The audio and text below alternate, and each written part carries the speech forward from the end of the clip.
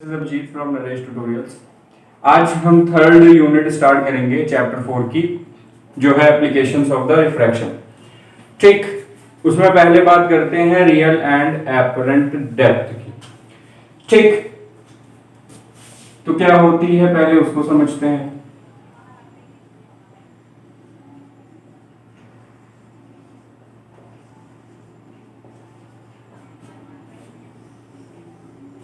ठीक है, पहली चीज ये आपस में रिलेटेड है। ठीक है, एक के वजूद के बिना दूसरे का वजूद नहीं होगा। क्यों? आप इसको कंपेयर करेंगे, जहां पे भी रियल डेप्थ आएगी वहीं पे आप एपरेंट डेप्थ भी मेजर कर पाएंगे इन फिजिक्स। ठीक, बाकी की बात मैं नहीं करूंगा आज। तो जब भी फिजिक्स में रियल डेप्थ की बात होगी तो कोई जरूरी नहीं है एपरेंट डेप्थ आए, लेकिन जब एपरेंट डेप्थ की बात होगी तो वहां रियल डेप्थ एग्जिस्ट कर रही होगी। ठीक है, तो यानी एपरेंट डेप्थ जो है वो आपकी डिपेंडेंट है किस पे? रियल डेप्थ पे। ठीक है, क्योंकि उसके बिना इसका मेजर नहीं किया जा सकता। अब ये होता कहां है? तो एग्जांपल के लिए हम ले लेते हैं एक वाटर की सरफेस। ठीक है,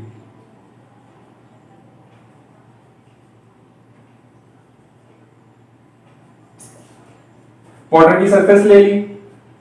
ठीक, मान लेते हैं कि कोई रिवर है और रिवर में आपने फिश को देखा। ठीक है, ये मान लीजिए आपकी फिश है।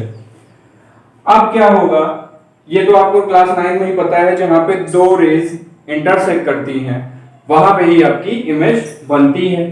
ठीक, इमेज जब भी बनेगी वहां पे दो रेज इंटरसेक्ट कर रही होंगी, तो हमें दो रेज चाहिए इसकी इमेज फॉर्मेशन के लिए। तो एक हम ले लेते हैं कि नॉर्मल आ रही है। नॉर्मल किस लिए?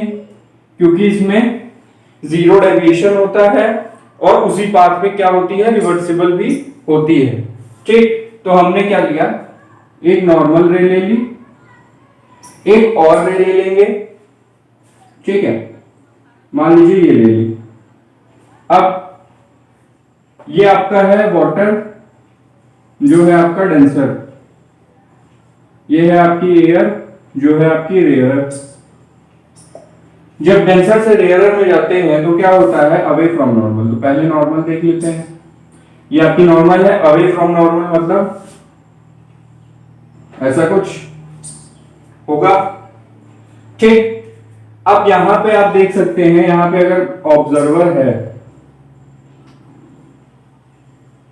ठीक है, ये मान लीजिए ऑब्जर्वर देख रहा है, तो जब इंटरसेक्ट इधर बढ़ाएंगे तो भी नहीं करेगी, इधर की तरफ जाएंगे तो भी नहीं करेगी, यानी इसका इंटरसेक्शन पॉइंट कहां है? इंफिनिटी पे है।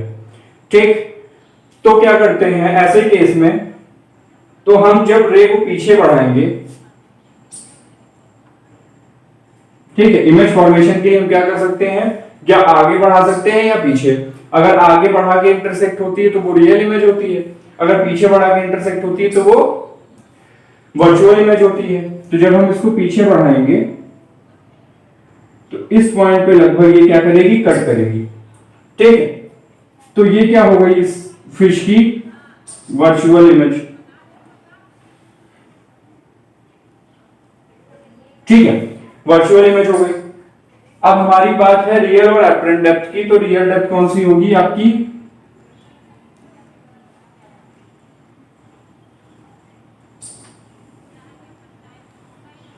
ये आपकी होगी रियल डेप्थ। ठीक, ये आपकी होगी रियल डेप्थ जिसमें ऑब्जेक्ट क्या है? प्लेस्ड है जिस डेप्थ पे वो। अब एपरेंट डेप्थ कौन सी होगी? ये वाली, जहां पे आपको उसकी इमेज दिखाई दे रही है। ये हो गई आपकी एपरेंट डेप्थ। ठीक, ये हो गई आपकी रियल डेप्थ, ये हो गई आपकी एपरेंट डेप्थ।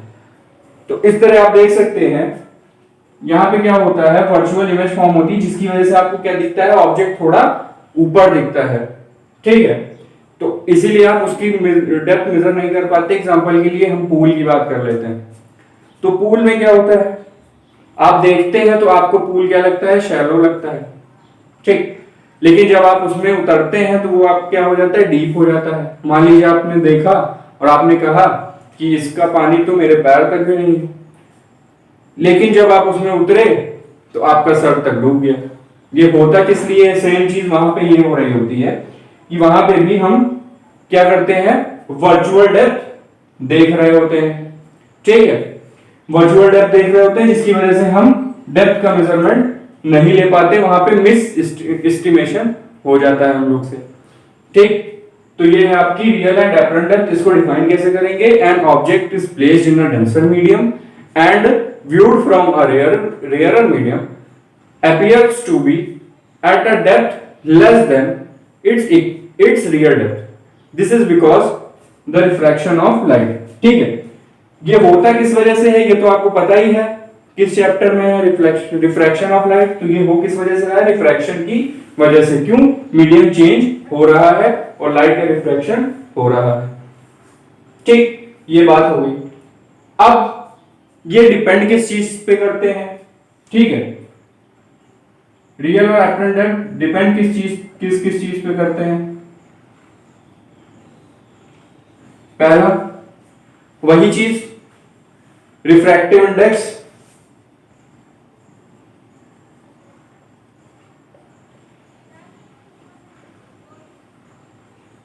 हाँ। एक और चीज, रियल डेप्थ और एपरेंट डेप्थ के डिफरेंस को हम बोलते हैं शिफ्ट, ठीक है।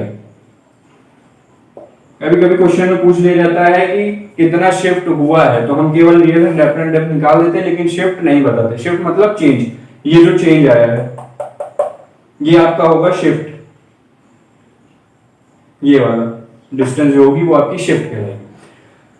तो बात हो रही थी रिफ्रैक्टिव इंडेक्स की, म्यू। जब भी म्यू बढ़ेगा, रिफ्रैक्टिव इंडेक्स इंक्रीज करेगा, तो क्या होगी आपकी शिफ्ट आपका इंक्रीज करेगा। शिफ्ट आपका इंक्रीज करेगा तो मतलब एपरेंट डेप्थ जो होगी वो आपकी घटती नजर आएगी, मतलब आपको ऑब्जेक्ट और ऊपर नजर आएगा, और रियल डेप्थ जो होगी वो और गहरी हो जाएगी, यानी उसमें शिफ्ट इंक्रीज करेगा अगर रिफ्रैक्टिव इंडेक्स को बढ़ाते हैं तो, ठीक। सेकेंड पॉइंट कौन सा है? सेकेंड पॉइंट है आपका thickness of the denser medium.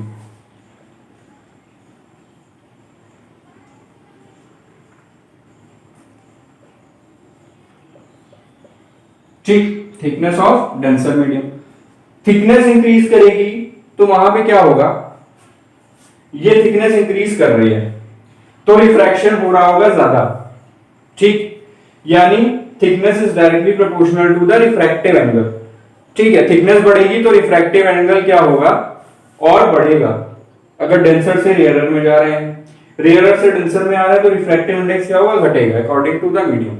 लेकिन वाटर क्या है, डेंसर, तो डेंसर की बात करते हैं। जब डेंसर से रेयरर में जाएगा और ऑब्जेक्ट मीडियम की थिकनेस क्या है, ज्यादा, तो वहां पे क्या होगा, ये जो रिफ्रैक्टिव एंगल है वो बढ़ जाएगा, बढ़ गया तो उसकी वजह से क्या होगा, एपरेंट डेप्थ जो होगी वो डिक्रीज करेगी और रियल डेप्थ जो होगी वो आपकी इंक्रीज करेगी। वहां पे भी क्या हो रहा होगा, शिफ्ट इंक्रीज हो रहा होगा। थर्ड पॉइंट क्या है आपका? थर्ड पॉइंट है the colour of the light, यानी सीधी सी बात है वेवलेंथ।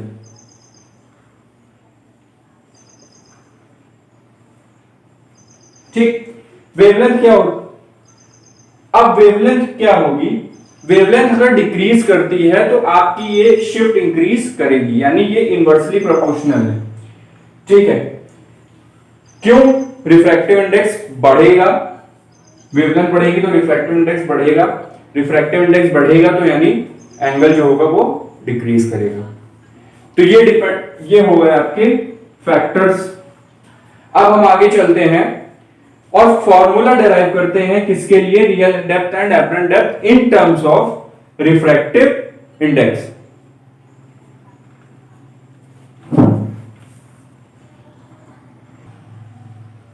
अब देखते हैं कि फॉर्मूला कैसे डेराइव होगा, ठीक। तो पहले डायग्राम बना लेते हैं जिसके बेसिस पे हम फॉर्मूला डेराइव करेंगे। तो ये मान लेते हैं आपकी क्या है, सेपरेटिंग मीडियम, इसके नीचे रेयरर, उसके ऊपर डेंसर। तो ये मीडियम हो गया पी क्यू, इसके ऊपर हमने माना है रेयरर, इसके नीचे हमने माना है डेंसर, ठीक है। फिर क्या होगा, वही सेम चीज एक नॉर्मल रे ले लेंगे, ठीक है, नॉर्मल रे ले लेंगे, ये पॉइंट ए मान लेते हैं, ठीक। फिर क्या होगा, ये पॉइंट हम ले लेते हैं ओ, ऑब्जेक्ट, ओ मतलब ऑब्जेक्ट। अब यहां से एक और रे ले लेंगे, ठीक है, ये हो गया, ये आपकी हो गई नॉर्मल। अब क्या करेंगे, अब ये है डेंसर से रेयर, तो अवे फ्रॉम नॉर्मल, तो अवे फ्रॉम नॉर्मल ले लेते हैं, ठीक है, ये हो गया। इस पॉइंट को हम बी मान लेते हैं, नॉर्मल को एन और एन डैश मान लेते हैं, ठीक, और ये पॉइंट सी मान लेते हैं, ठीक, ये हो गया। फिर इसको हम ए डैश मान लेते हैं, ठीक है। अब क्या है, अब एंगल की थोड़ी बात कर ले, तो ये वाला एंगल जो होगा आपका, ये इंसिडेंट एंगल होगा, ये वाला जो एंगल होगा वो रिफ्लेक्टिव एंगल होगा, क्योंकि नॉर्मल के रिस्पेक्ट में दोनों बनते हैं। और ये पॉइंट आया एक्सटेंड करने पे, तो मान लीजिए यहां पे आपकी इमेज बनी, तो ये पॉइंट हो गया आपका आई, ठीक, इतनी बात हो गई। अब थोड़ा मैथ्स का यूज कर लेते हैं, ठीक। मैथ का यूज कैसे, ये आई है, तो ये एंगल भी क्या होगा, आई होगा, अल्टरनेट एंगल है, ठीक है। ये आर है, ठीक, ये आर है, तो ये कौन सा होगा, ये वाला आर होगा, ये आर होगा, तो ये वाला भी क्या होगा, आर होगा, ये अल्टरनेट एंगल, इसके अल्टरनेट ये वाला एंगल, तो ये भी क्या मिल गया हमको, आर मिल गया, ठीक। ये हो गई आपकी एपरेंट डेप्थ, इसको ए मान लेते हैं, और ये हो गई आपकी रियर डेप्थ, इसको हम आर मान लेते हैं, ठीक है। इसको नाम आर डी दे देते हैं, इसको नाम ए डी दे देते हैं, यानी apparent depth and rear depth, ठीक। अब कैलकुलेशन की बारी आती, ठीक है। फिर एंगल कुछ देख लेते हैं, angle O B and dash equals to angle A O B, ठीक। Angle O B and dash equals to angle A O B बराबर आई, ठीक है। ए आई बी बराबर एन बी सी, ठीक। एंगल सी बी एन बराबर angle A I B, किसके, R के, ठीक है। इसके आगे चलते हैं थोड़ा, ये हो गया। इसके आगे चलते हैं तो हमें क्या मिलेगा, और कुछ मिल सकता है यहां से,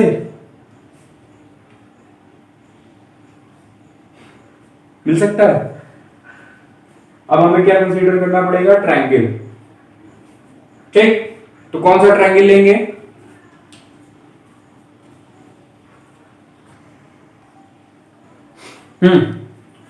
तो हमें कंसीडर करना है क्या, ट्रायंगल। तो हमें मेन चीज यहां पे म्यू का हमको फॉर्मूला पता है, sine I by sine r, ठीक। सिंपलेस्ट फॉर्मूला है, क्योंकि यहां पे ना हमको वेवलेंथ मालूम है, ना हमको म्यू के और किसी फॉर्मूले के वेरिएबल मालूम है, तो ना वेलोसिटी मालूम है, ना कुछ मालूम है। तो सिंपल ज्योमेट्री का यूज करके हमको यही एक फॉर्मूला मालूम है, इसी का हम यूज कर सकते हैं। अब देखते हैं साइन आई किस में लगा सकते हैं, किस ट्रायंगल में साइन आई आ रहा है।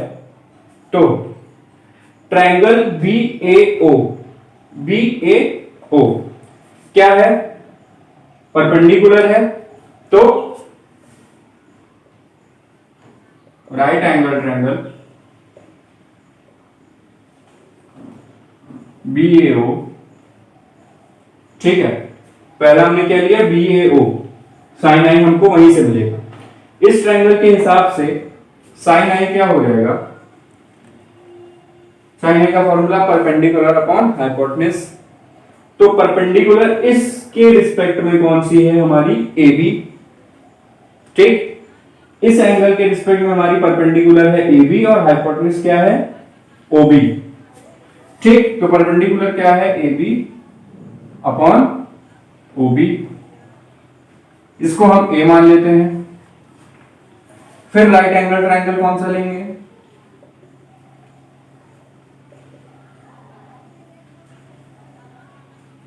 जिसमें हमको साइन आर मिल जाए, तो AIB ले लेते हैं, ठीक। ट्रायंगल BAI, इसमें हमको साइन आर निकालना है,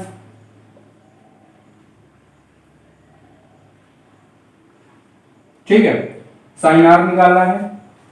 इसके रिस्पेक्ट में परपेंडिकुलर फिर वही AB और हाइपोटेन्यूज क्या है BI, तो AB upon BI,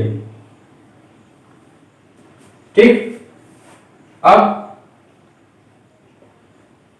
putting A and B इन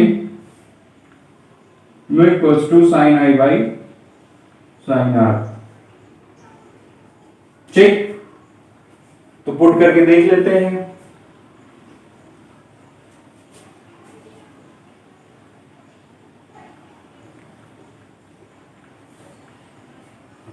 तो फॉर्मूला क्या है, mu equals to sine I by sine R. Sine I की जगह क्या रखेंगे, A B upon O B. और एक चीज, ये रिफ्रैक्टिव इंडेक्स जो है ये मीडियम का है विद रिस्पेक्ट टू एयर, ठीक है, मीडियम का है विद रिस्पेक्ट टू एयर। क्यों, जो पहले होता है वो पहले लिखा जाता है, मतलब साइन आई, यानी इस मीडियम से इस मीडियम में, ये हो गया। तो और क्या है, साइन आर की जगह B I, A B by B I, ठीक। ए बी से ए बी कट गए, क्या बचा हमारे पास, i b upon O B, ठीक। तो एक रिजल्ट हमें मिला।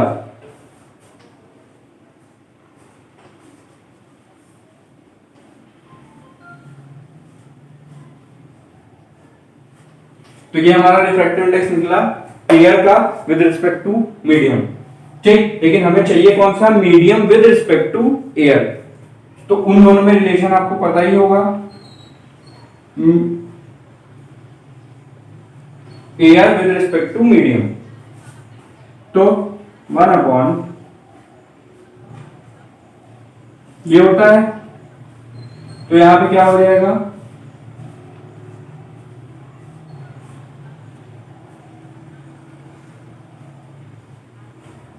ये, ठीक। ये किसके बराबर हो जाएगा, OB अपॉन IB। अब यहां पे देखिए OB क्या है, हमारी रियल डेप्थ, ठीक, मतलब RD, अपॉन IB क्या है, हमारी एपरेंट डेप्थ, यानी AB AD,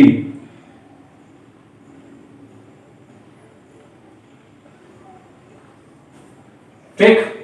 तो हमारा refractive index of medium with respect to air कितना है, real depth upon apparent depth. एक और फॉर्मूला आपको मिल गया है यहां से। अब बात करते हैं कि शिफ्ट कैसे निकाला जाए, ठीक। तो शिफ्ट निकालते हैं।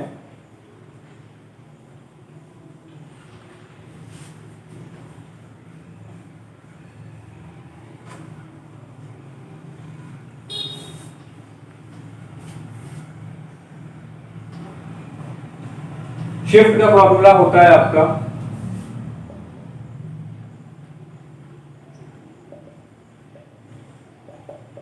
शिफ्ट, ठीक।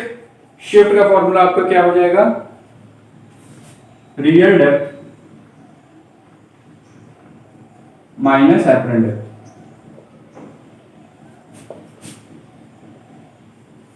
ठीक, अगर सीधा शिफ्ट निकालना हो तो हम एक सिंपल सा फॉर्मूला यूज कर सकते हैं। तो इसको हम एक सिंपल एक वेरिएबल के टर्म में लेके आएंगे। उसके पहले शिफ्ट कितना था फिगर के अकॉर्डिंग, शिफ्ट था आपका OI। ठीक, रियल डेप्थ ले लेंगे माइनस, यहां से अगर हम एपरेंट डेप्थ की वैल्यू निकालें तो क्या आएगा, रियल डेप्थ अपॉन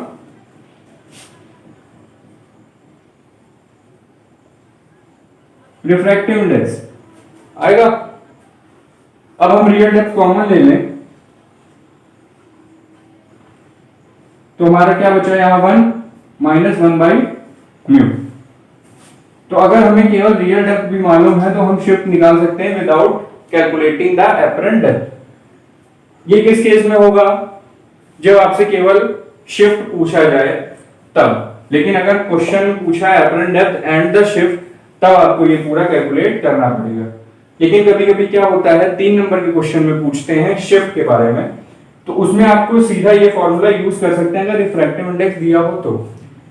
लेकिन अगर 5 नंबर में यही क्वेश्चन आता है तो आप सीधा ये फॉर्मूला नहीं लगाएंगे, वहां पे आपको एपरेंट डेप्थ भी निकाल के दिखानी पड़ेगी, तभी आपको 5 नंबर कंप्लीट मिलेंगे। ठीक, इसके बाद एक और छोटा सा टॉपिक है, वो क्या है, apparent bending of a stick.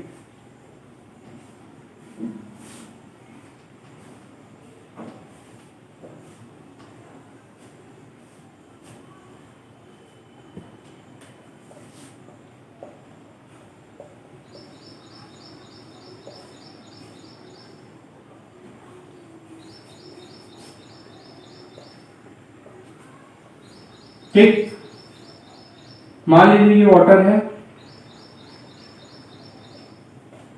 आपने इसमें स्टिक रखी। ठीक, क्या होता है, आप एक पॉइंट को देख रहे हैं,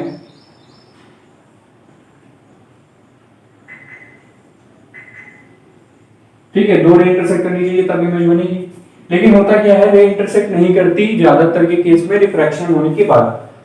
तो फिर वही बात,